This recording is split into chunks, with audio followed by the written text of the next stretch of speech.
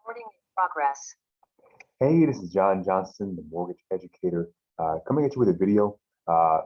Just watched a couple of videos and just read a few things from some experts that I know and trust, and they're pointing at a recession over the next 12 months. This is inspired a lot by Barry Habib, MBS Highway.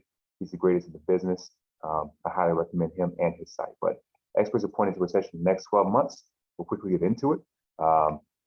Fed hikes, a good majority of the time, end up leading towards recession. This isn't the cause of recessions, but there's many factors that go into it. But when you see this start happening, you can almost expect the recession to happen a little bit later on.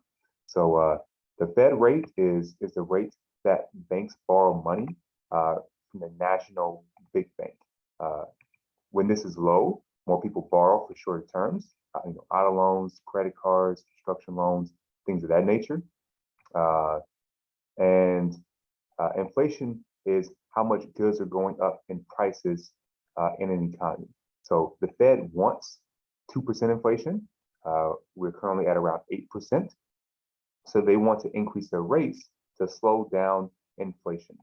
Unfortunately, as you can see in the graph, when Fed rates go up, a recession does tend to happen immediately afterwards. So, you see it going back to the 50s.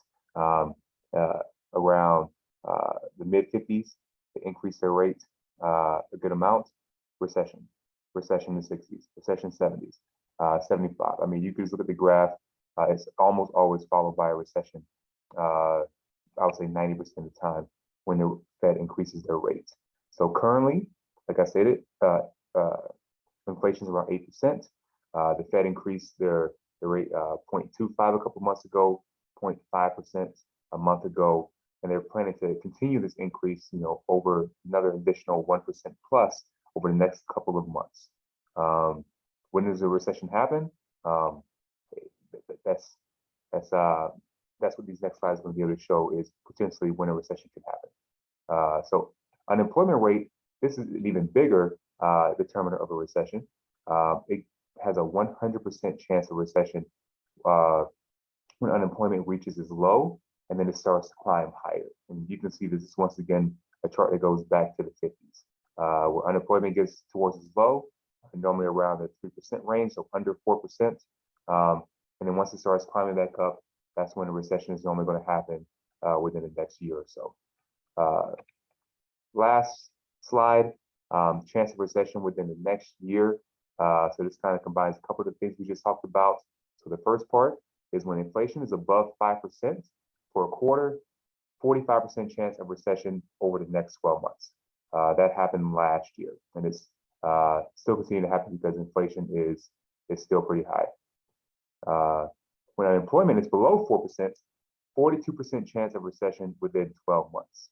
That happened the first quarter of this year, 2022. This is May 14th is when this video is happening. When you combine the two, when inflation is above 5% for a quarter and unemployment is below 4% at the same time, 100% chance of recession within a year. So based off of historical data, 100% chance of recession over the next 12 months. Don't be freaked out about it. The main thing is, I just don't recommend going out and overextending yourself over the next 12 months. If you're able to save, definitely you want to save up, in my opinion. And this isn't guaranteed, it's 100% in the past, but this could be an anomaly this year. But majority of experts are saying that it's not going to be an anomaly. This will most likely happen. But definitely try to save up. If you're thinking about buying a new car, and a new car is going to, slightly put you above your actual monthly payment goals when it comes for you and your family, you may want to hold off on that for a little bit. Try to make what you have last.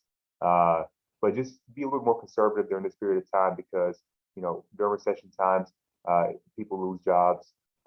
Things get kind of weird. Recession is not something that lasts for years and years. That's called the depression. But it does make it to where 6 months to a year, things can get weird for people. So make sure you're being conservative when it comes to your finances, in my opinion, and then ride this thing out so you can be able to be in a good purchasing position, whether you're trying to buy a home or something else in the future. Have a great day.